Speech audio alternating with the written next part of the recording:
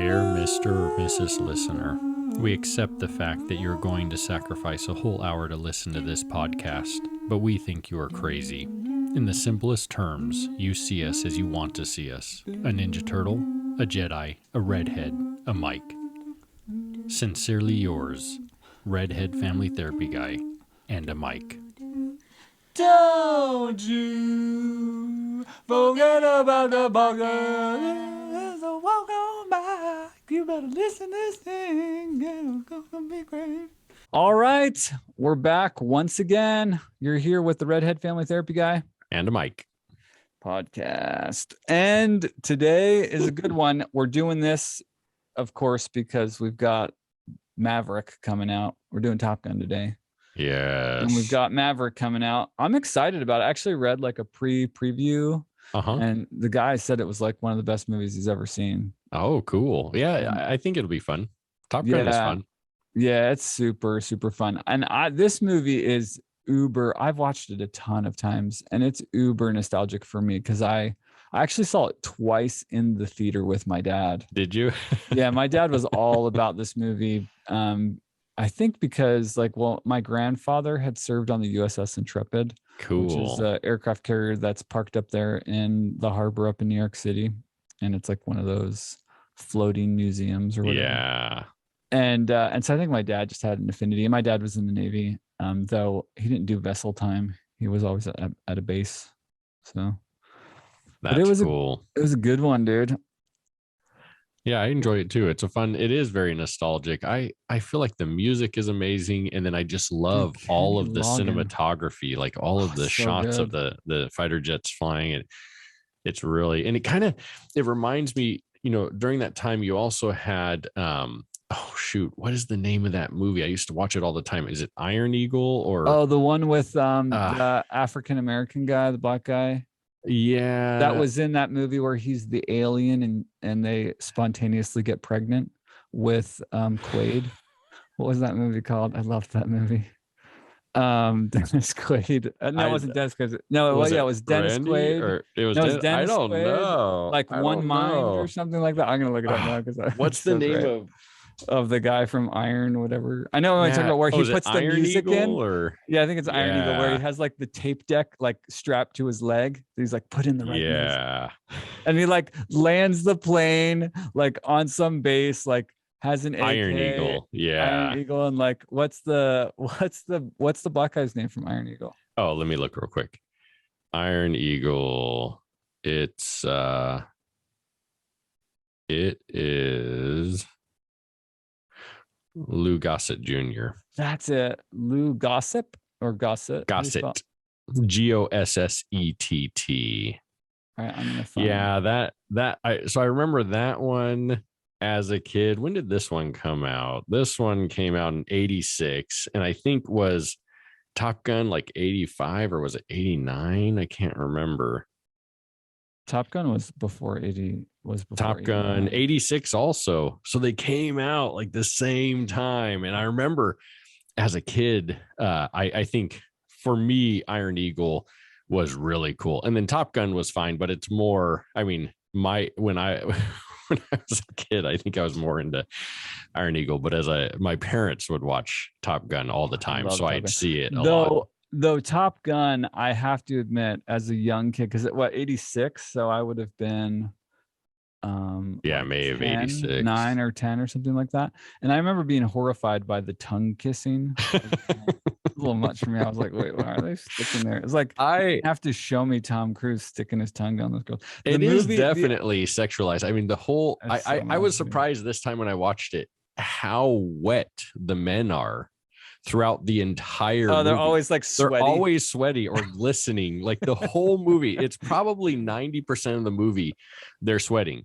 whether they're on the what was that about? Aircraft carrier, or whether they're playing volleyball, or they're in the they're in their class, they're like in their they're sweating and they're just like drenched in sweat. And the sweat's like that. it looks like they took a spray bottle and like sprayed their face because it's like glistening and like all these little droplets. It's not like dripping sweat. Like, oh, that's San gross. Diego, that area of San Diego can be a bit warm, but surely they were it can be. But I mean, especially where if they're just at the naval base down in San Diego, I mean, you're right on the ocean. There's got to be a constant breeze. Close. Yeah, it's pretty close. So the other movie that Lou Gossett was in is Enemy Mine. Oh, I don't know if I know that. What? It was 85. I'll have to watch it. It's a great show. I loved that show as a kid. Dennis Quaid. But yeah, I'm excited for Maverick. It comes out Memorial Day weekend, which I gotta go see really good. I might go see the IMAX. Surely it'll be in IMAX. I gotta go see the IMAX. I bet that'll be wicked. So Top Gun was good. It's always fun to watch. Go ahead. I was going to ask you, like, for you, like, what do you think, like, Top Gun, I mean, besides like these A personality guys, what was Top Gun about? Like, what was your like takeaway, what it was about? Like the movie itself? Yeah. I don't know. I mean, there's some interesting points to me in the movie. I mean, there's definitely dealing with trauma, dealing with loss, dealing with this pressure to live up to something that I think we all feel. Everyone feels like a pressure to be something, or feelings of inadequacy, not measuring up to what they think they should be.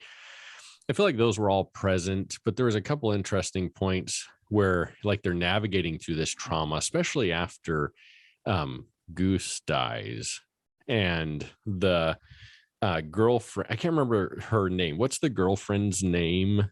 The main actress that's with Tom Cruise. Yeah, I'll find it.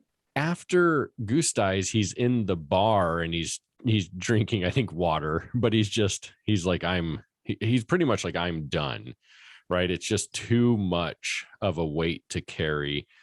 And her response to his trauma was just interesting to me. She's just like, oh, so you give up, or she kind of shames him a little bit. Yeah, like really Charlie, her call Charlie. Like a lot of shame present. And so it was really interesting because I feel like there's they're dealing with trauma, they're dealing with inadequacy, they're dealing with this desire to achieve, and yet Charlie, who I would think would have been more understanding of him, really shames him, where the pilots themselves, even though they're like these A-type personalities, they want to be the best, seem to be a lot more understanding. Yeah, well, could you imagine? Well, I think they can deeply relate to that idea of losing your... Yeah, it's interesting too, because there's a lot of foreshadowing with the idea of quitting since Merlin. Yeah, Merlin, after they get the scare in the Indian Ocean in the opening scene, quits, like he's like, I haven't even seen my kid yet, or whatever, and so it seemed like some foreshadowing. Yeah, I would say for me I would say it's about negotiating loss, and that really struck me. I think this is one of the first movies that I was really affected by as a kid, because I don't think I expected the loss of Goose, and I thought like their friendship was so cool and everything. And I think it really affected me. It was like, holy crap, like he died. And I remember really being struck by it and really, really being affected by it, because I was so shocked that they had gotten rid of this character. And so, yeah, I think, and then like, what do you make of all of that living up to, and like the dad's narrative? What do you make of all of that? Like, I didn't know if it was like a backdrop. Like he's being driven by, the loss or the absence of understanding as to what went on with his father. Like his father maybe did something wrong, but he believes he was this hero that was just covered up, and that's driving him to be. Well, there's this idea, I guess, like early in the movie, yeah, that he is like crazy, like on the edge, which it's like you have to be, right? Yeah, he's the maverick of right. Yeah, he's willing to go above and beyond, or to break rules to Right, what you kind of need to do to be able to be the best. It is interesting to me because you have him getting in trouble, but the fact is he was willing to go back and make sure that Merlin got back, that he and his, I think they're called Rios, the one that's sitting in the Reals. Him and his companion got back, and so yeah, he risked this plane, which I think there's kind of this dichotomy there where they're like, hey, you're flying the taxpayers' money, we need to be mindful of that. But me as a taxpayer, I'm okay with a plane going down if it means, or with a plane getting lost if it means someone was attempting to save someone, or someone was saved. Well, and that's kind of like the marching orders. When I've talked to, I'm in a military town up here in Clarksville, and a lot of the special forces guys, like that's one of the things. It's like, no matter who you are and where you are, the U.S. military will not leave you. Like that's one of the things that gives like any one of our forces like confidence of like, if you get captured or something goes awry, like we will move heaven and earth to get back one man. Like that's how we feel. Like there's like a brotherhood, there's an expectation of we will not leave a fallen brother, which is really interesting because I don't know anything about now, like flying or it's interesting like this idea of not leaving your wingman, and that like Maverick did that. I would assume back in the 80s that still would have been the case, but it's really interesting how what may be going on culturally, societally, or even politically in the time might shape or bend movies. I remember doing a military. I did a bunch of my undergrad's in history, but I did a couple of film classes. One was in military, like Western type and military type movies, and then another just was film history. And it's really interesting to see how those three topics seem to affect film. So I wonder in the 80s if I don't know, maybe I should have done a little more research what was going on to kind of portray that, because I would think that same sentiment would have been present in the 80s, this idea of we don't leave someone behind, 100%. We would rescue. I mean, he did break protocol and didn't follow the rules, so I could understand that being an issue, right? Not following what you're told, but I question the maybe it's not worth going to make sure that Merlin gets in safely. But I don't know, right? I've not been to military, so I'm not 100%. But it's interesting point that they're making is they're saying he's a maverick and he breaks the rules, but then he gets the job done also, right? So it's kind of this juxtaposition of well, that's got to be breaking the rules allows you to get the job done or something. It was really interesting concept. Well, that's got to be tension in the military with the mission versus norms or rules. It's like, which takes precedence? Am I going to honor some of these rules, especially if they seem supercilious in these particular instances, or am I going to get the mission accomplished? You know what I mean? Yeah. Well, it's interesting that there's this narrative, because it seems like, so one of the other things about this movie that I think is meaningful in Maverick moving forward from the loss of Goose is the meeting with Viper, where he gets a different version of his dad's story, and that seems to break some things loose in helping him move forward, right? That it wasn't that his dad was this defamed pilot who didn't do what he was supposed to do, or maybe he did disobey orders but then stayed in and fight. I don't know. To me, the story's always a little unclear. They don't. Well, he doesn't say much, right? Besides, he was great, or he's a hero, or something. He says something very vague, but it didn't. Yeah, he's like, he was a hero, and he stayed in there and saved a bunch of pilots, but it's all classified or whatever. And so it's almost like his dad was made to be the fall guy for something. Well, they said something about being behind enemy lines, or Yeah, and that somewhere not being, that they weren't supposed to be or something like that. And so maybe they made it out like he was somewhere he wasn't supposed to be, but it really was that he was. Well, it's interesting because it seemed like there's kind of that theme, right? Like you can't know your dad's a hero because it wasn't politically advantageous Right. to be known, or we don't go and risk what back then I think she said it was like $30 million. I'm sure they're significantly more than that. You think?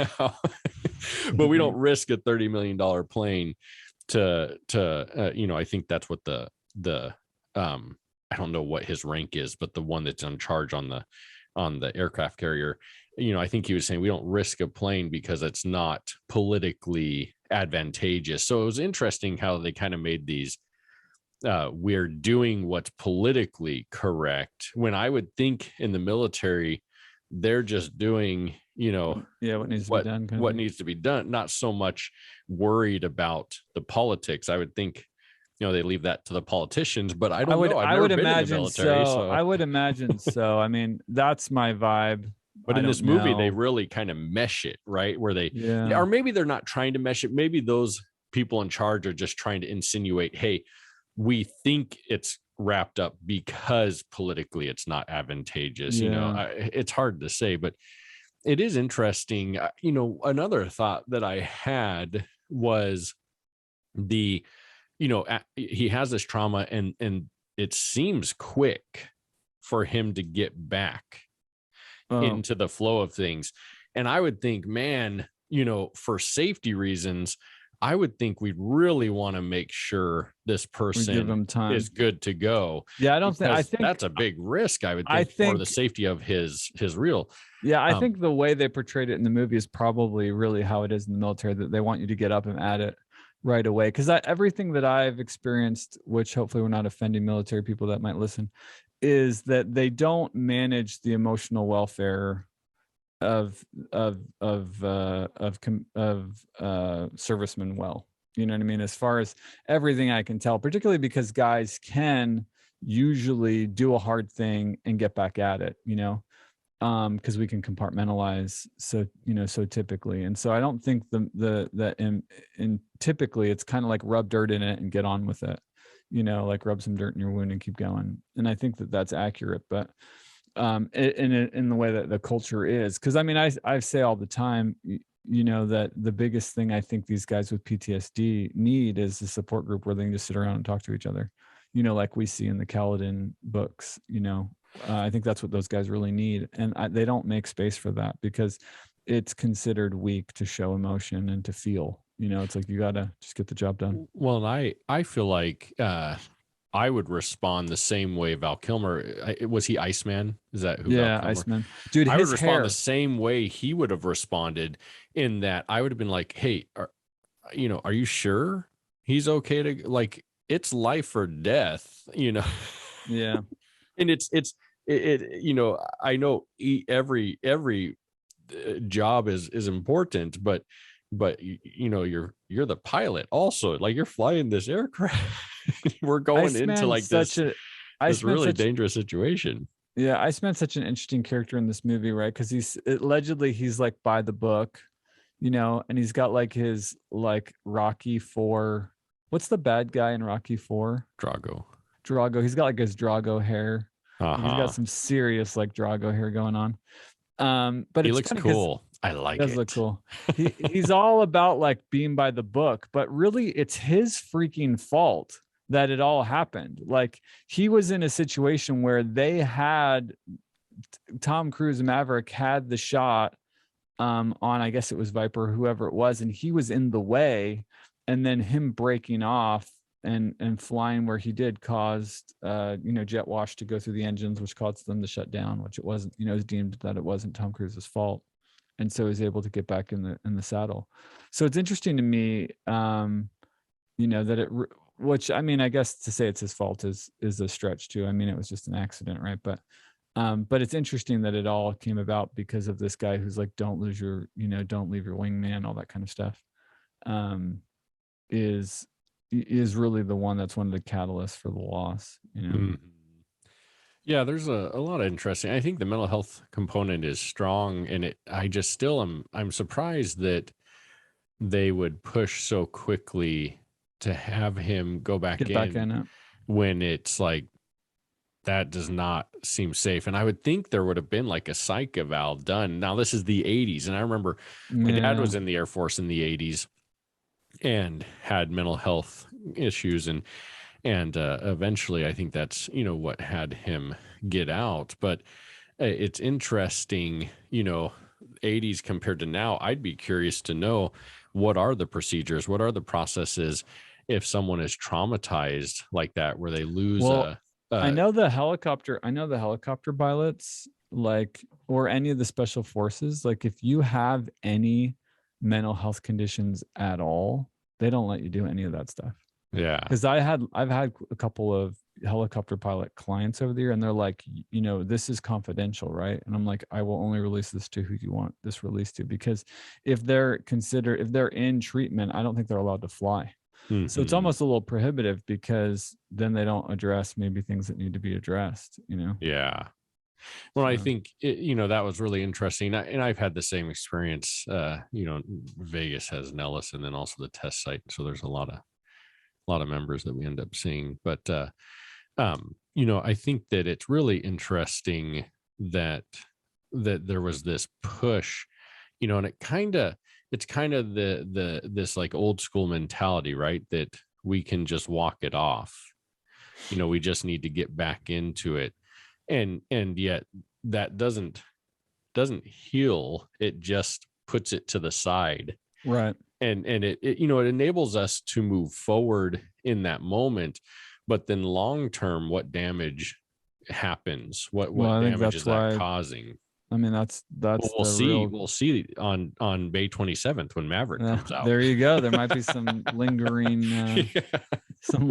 issues. But I mean, I think that's why you see such problems with suicide and PTSD, Yeah. But that's a hard, I mean, PTSD is a hard, it's not an easy one, where you've been put in situations where you're so at risk.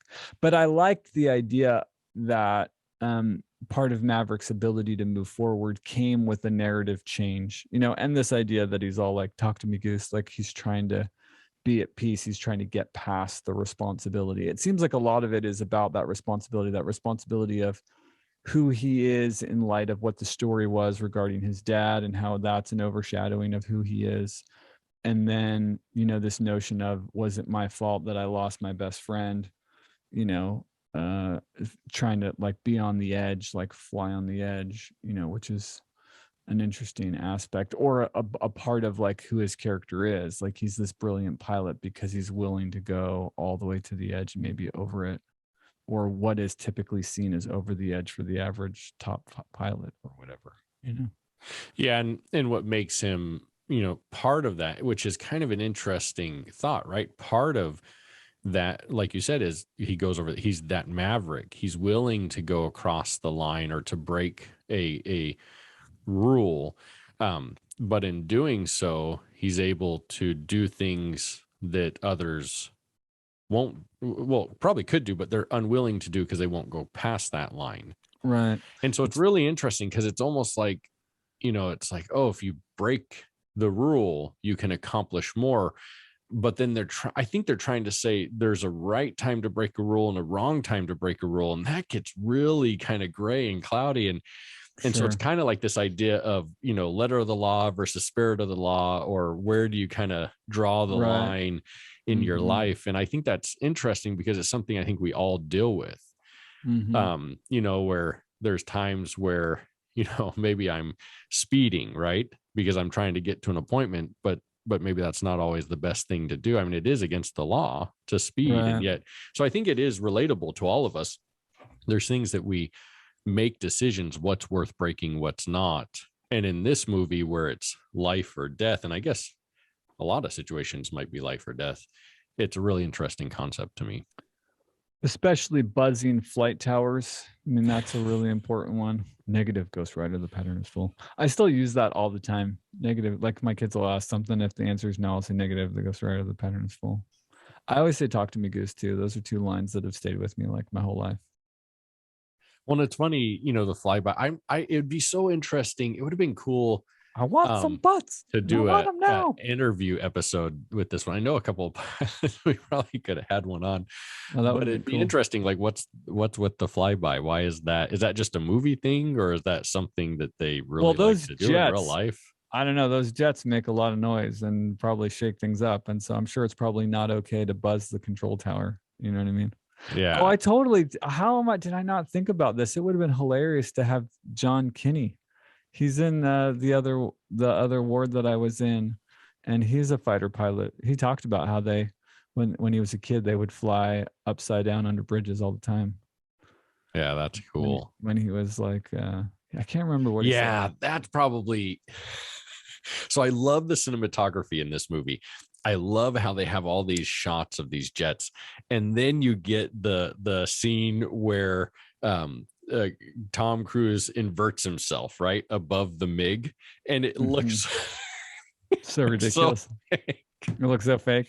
It does. I mean, it probably looks really good back then, but now I look at this and I'm like, oh man, they have all this beautiful cinematography where they're getting all these great shots of these jets, and then we have this inverted shot scene where yeah, it's like it's a great scene. It is a great scene. Like, it's awesome. And the fact that they use it in the storyline, right? With Charlie. Yeah, that's what she's so interested in. Yeah, that's such an awesome scene. She's all like, they're like, the whatever MiG, whatever can't do a whatever G pushover.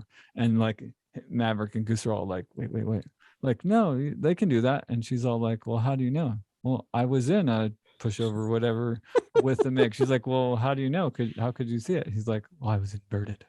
And yeah, and Val Kilmer's all like yeah, and she's like, how close were you? And they're like, 1 or 2 meters. And then he says, then he does, Val Kilmer, Iceman, does his thing.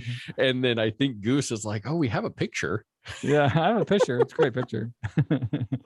It's a great scene. I love it. Great scene. There's so many classic scenes. I think for me, something that's very nostalgic is the motorcycle scenes where you really get a picture of him riding, especially so close to the beach. And even the beach scenes, just growing up, pretty much every summer I spent at the beach growing up as a young teenager. So the house makes me homesick.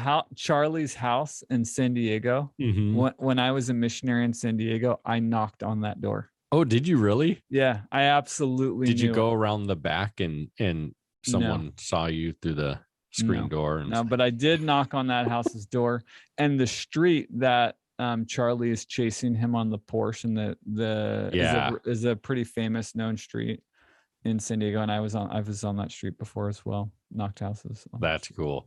Everybody in the mission kind of knew what those were. So. I've been to San Diego a handful of times. As a kid, the beaches I feel like they're more rocky down there. I don't like them as much as I do. But I mean, I just grew up going to Huntington, Seal Beach, and Newport sometimes, although Newport has smaller waves. But anyways, that makes me homesick anytime I would see that. But I love the music.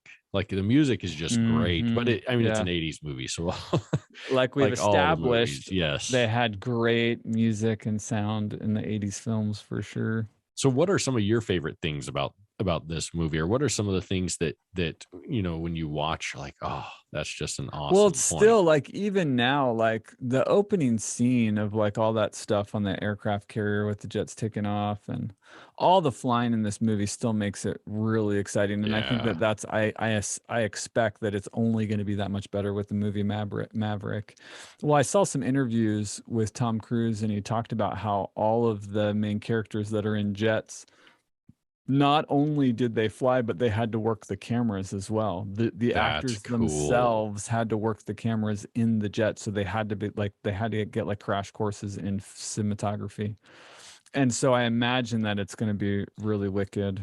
So then it's going to be real. It's not going to be CG. Is that kind of the idea? I think that's I don't think there's any CG from what I recall from the interviews. I don't know if there isn't some exceptions. There might be, but because I remember I watched a YouTube clip of a fighter pilot doing an overview of the trailer, and talking about what we see in the trailer. And one of the things he talked about, like one of the scenes, you've got two students flying, and ostensibly it's Tom Cruise like comes up straight in between them.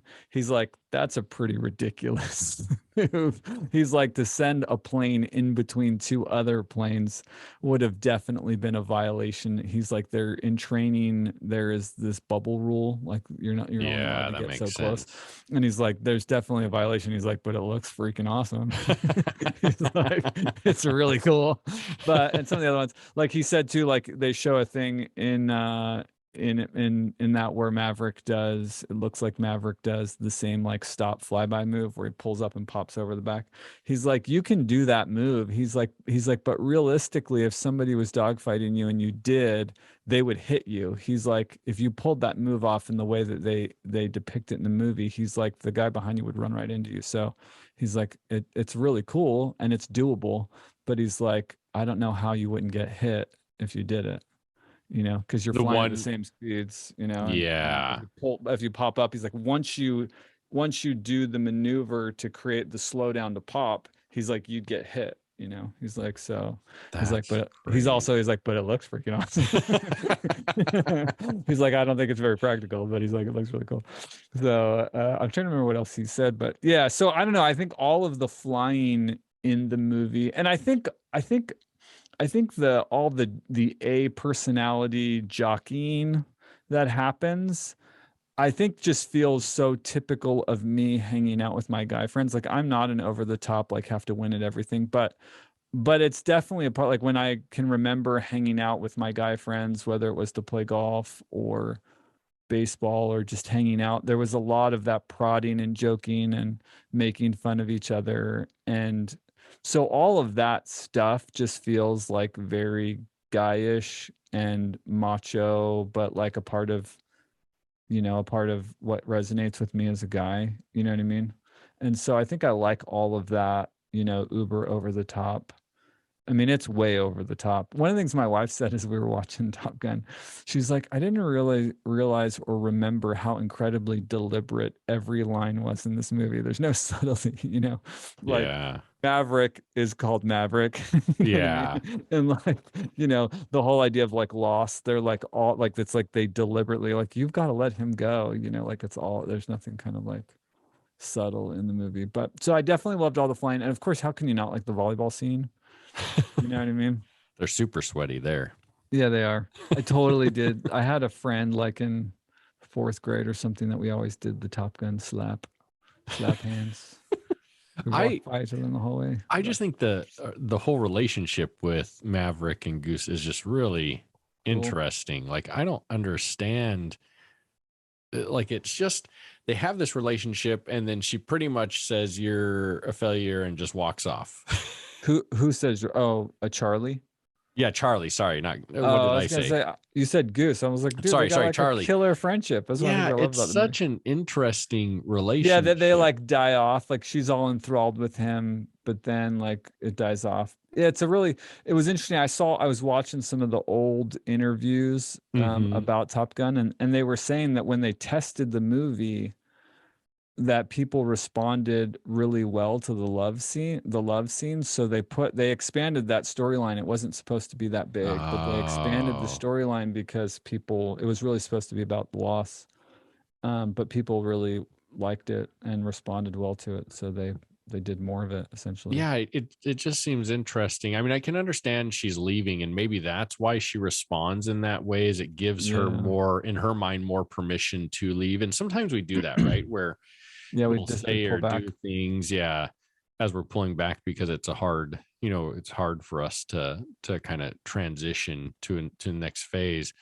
But yeah, the relationship with him and Goose is an awesome relationship. Yeah, that friendship. I had a really close friendship in my high school years. That was a real savior for me. All right, so how about this? What would your call sign be? My call sign? I don't know.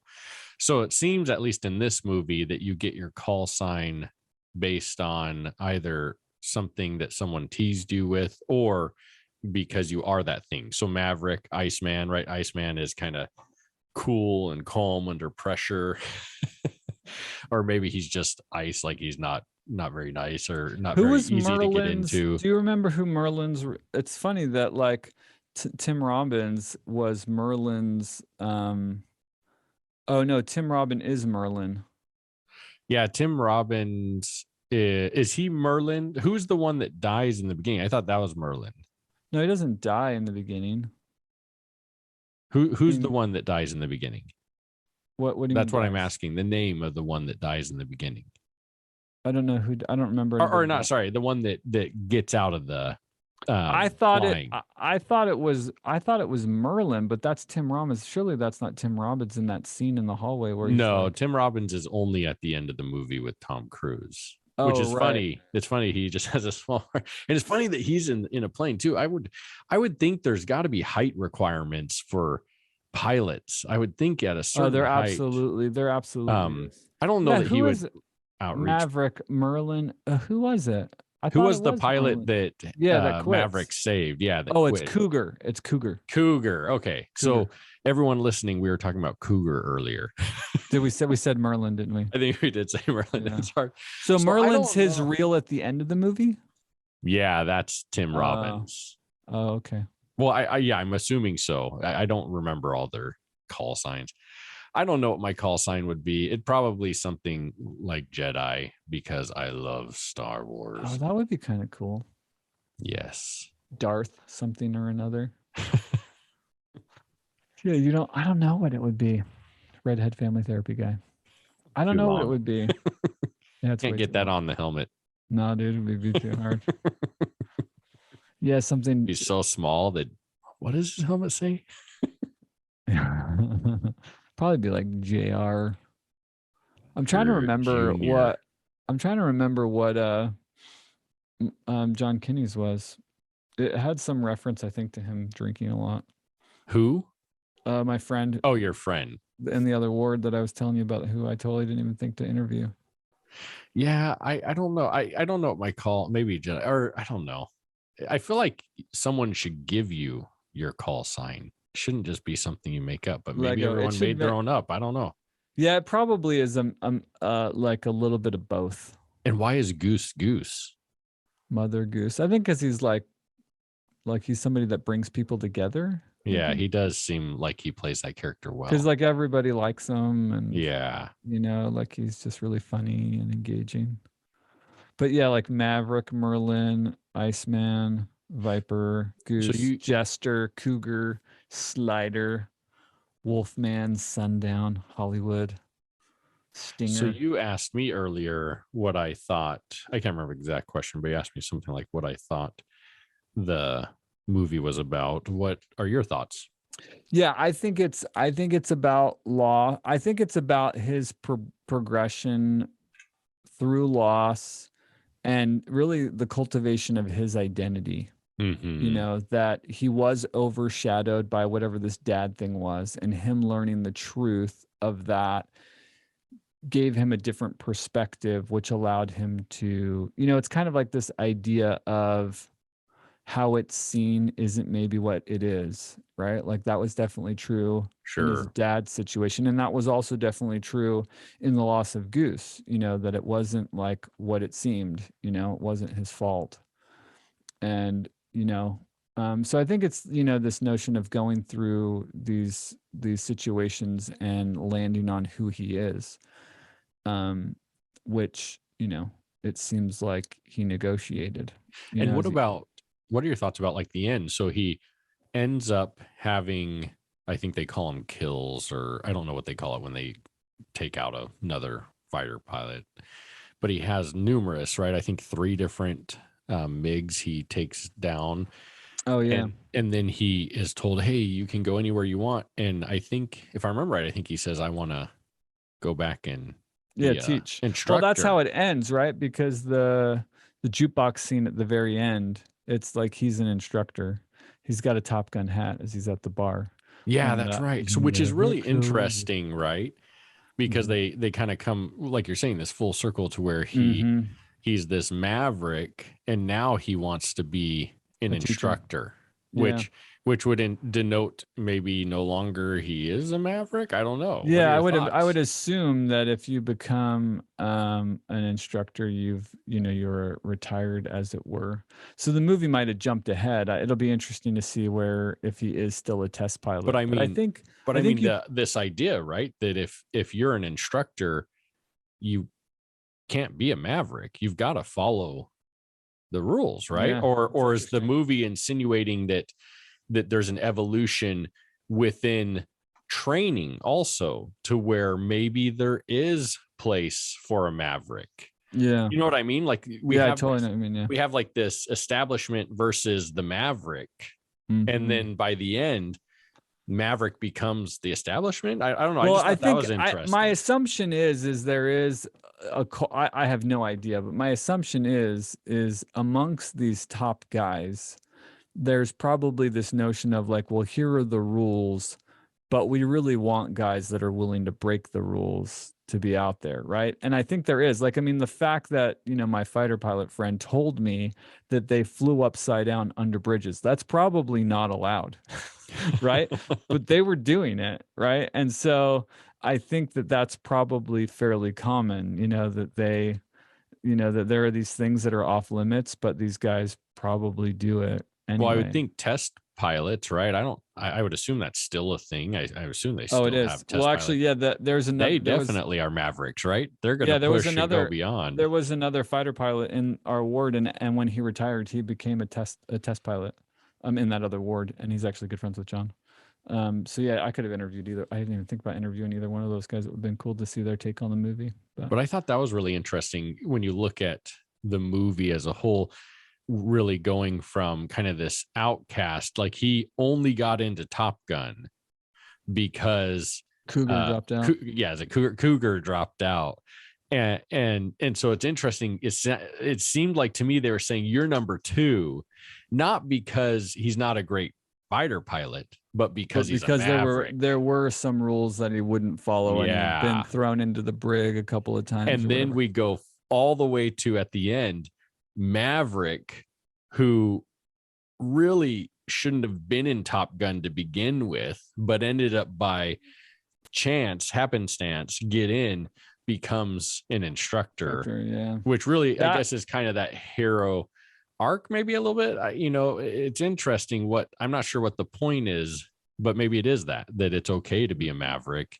With certain things, but there has to be balance with that. I'm not sure. Yeah, I love that scene is awesome too, with the captain of the aircraft carrier where he's like sending him off. He's great. Isn't he in Back to the Future? Is he the principal? He's the principal in Back to the Future.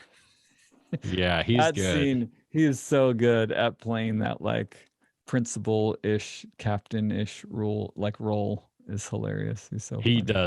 He does a really good role of like he's the person that brings the law down, right? He's trying to reinforce the standard.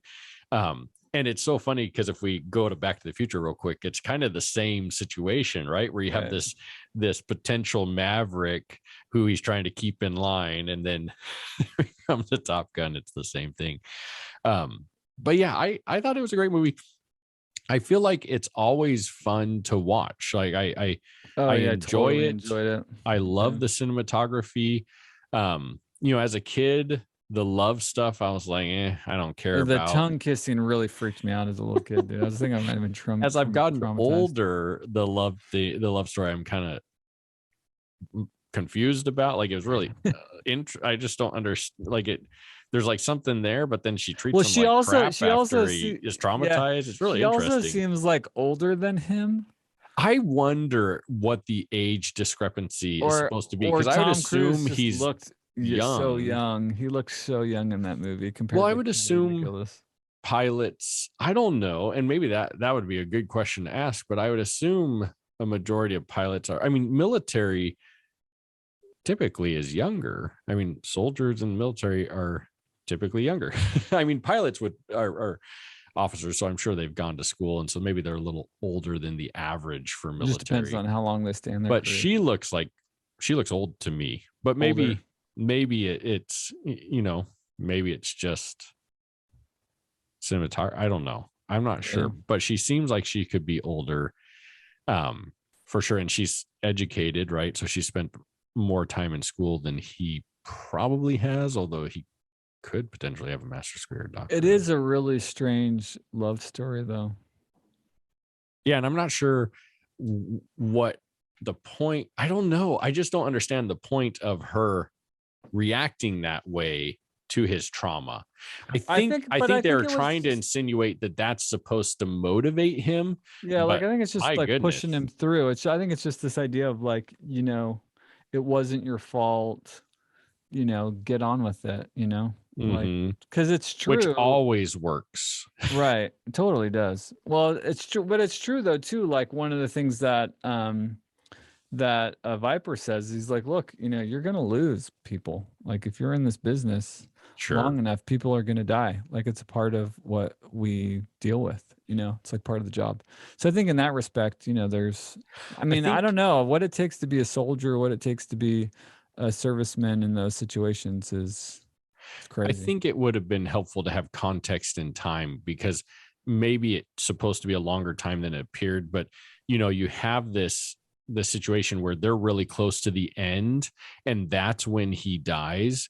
They're close to the end because they're talking about, hey, the point difference is this, and it seems so many. Yeah, it gives the impression that, you know, I think they're 2 points behind Iceman and his guy. I can't remember what his guy's name is, but they're only 2 points behind. It sounds like there's only a certain number of trainings left, and then all of a sudden he appears at the graduation, which I would think is not a big chunk of time.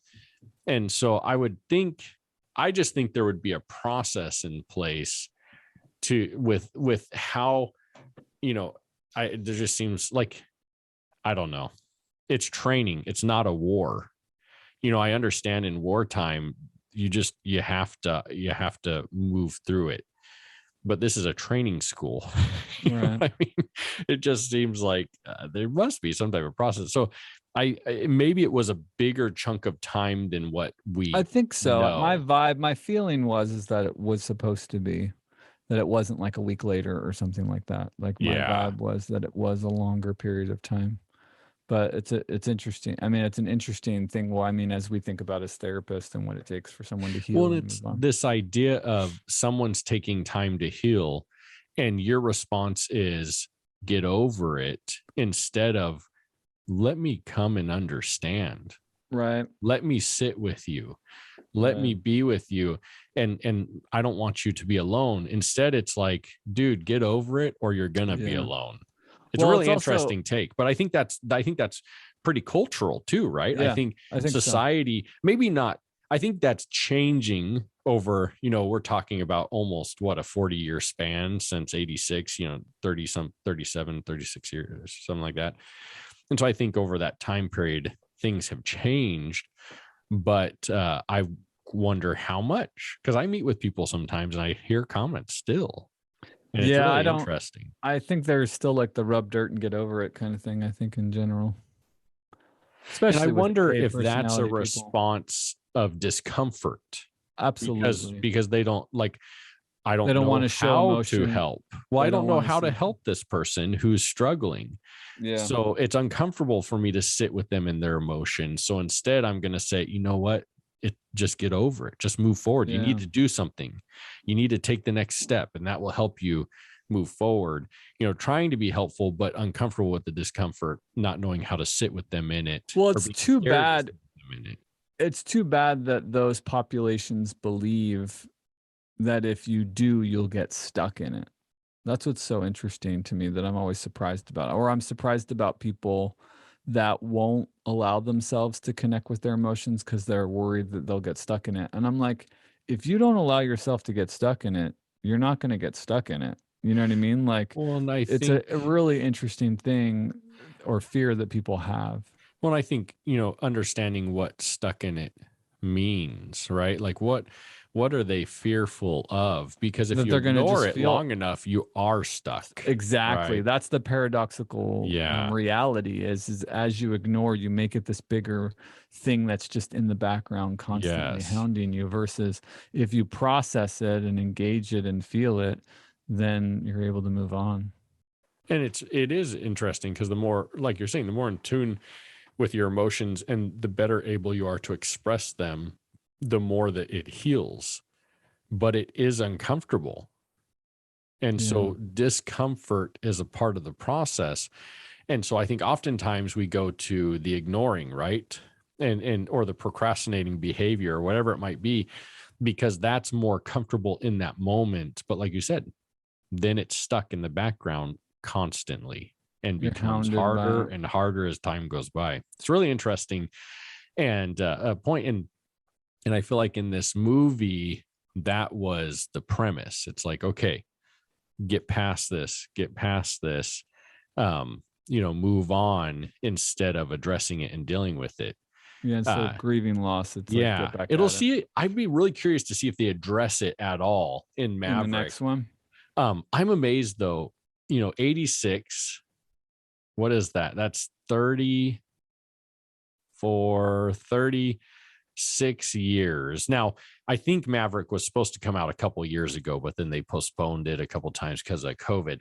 So it would have been like 33, 34 years later, but that's a long time. And Tom it's kind Cruise of unrealistic. Still looks good.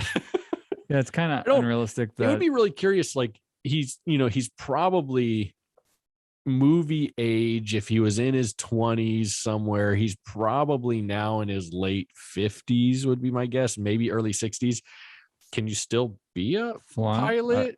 I don't know, a fighter pilot. Or, I mean, I guess the career arc training still. Maybe he could still be a trainer. I'm not sure. It'd be really interesting question. Well, and Viper and Jester both appeared old. You know what I mean? Like older. Yeah, they did. They didn't seem like they were in their 30s. They flew. They were definitely in their 40s. Jester for sure. Viper. Wait. Gray. Jester's the other one. Viper's like the main, like the head guy, right? Yes, Viper was. Jester appeared younger to me than Viper, and I don't know if it's just because of his facial hair or whatever. It was kind of graying, but Viper had the salty gray everywhere. Yeah, he looked like he could be in his 50s in that. I don't know what age he was playing at, but Jester definitely seemed like 40s, which I feel like, okay, yeah, that seems completely doable, but I don't know. So, but anyways, I think it's a great movie. I enjoy Classic. It. It's fun. The music is great.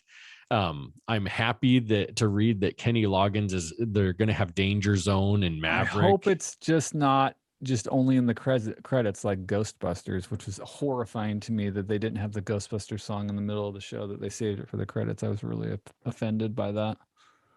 But yeah, well, Ghostbusters is a little different because the Ghostbusters Afterlife is more, it's kind of a reboot, right? More than a sequel, although I think they bill it kind of as a sequel, where Maverick is a direct sequel of Top Gun, is my understanding. Yeah. Good times. Yeah. Thanks, everyone. Great talking to you. See ya.